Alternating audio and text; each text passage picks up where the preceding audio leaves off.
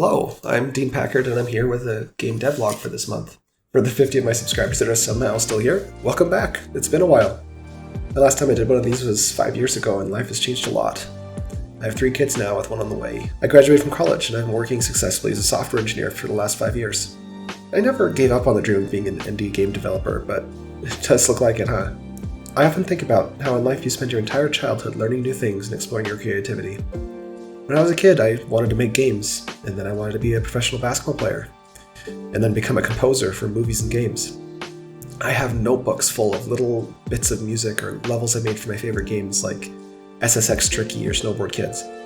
But once I grew up and started a family, I didn't feel confident that any of those dreams would be enough to support a family. And I was probably right. You see, I'm only 5'10", and I was cut from my high school basketball team. I was a music major for my first semester of college and ended up flunking out of the program. And for games, well, I felt like I wasn't good enough, and it takes too long to make any meaningful money, so here we are. I spent my younger years collecting materials to build my rocket ship to go to the moon, but once I grew up, I felt like I had to build a sturdy shed instead to support my wife and kids that I love more than anything. Like, I'm really not trying to complain about them at all. This is just kind of how life goes for a lot of people.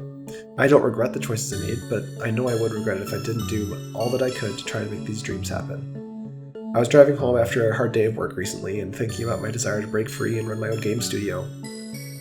I thought about the end of my senior year of high school, when I wrote and directed a symphony based on the Legend of Zelda games, and I thought, I can't let my creative peak be when I was only 17 years old.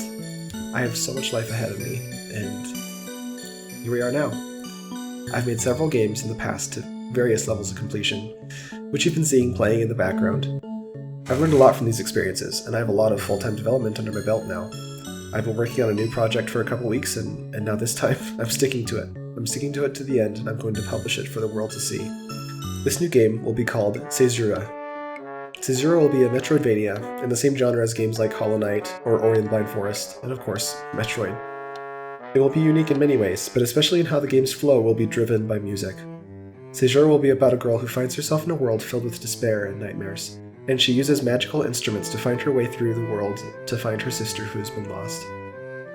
The game is in early development, and I don't have something I want to show you yet, but I will have a lot to show you next month. Concept art, some gameplay, maybe a few other things. Thank you for watching, and I'll catch you all next time to show you more about my game, Caesura.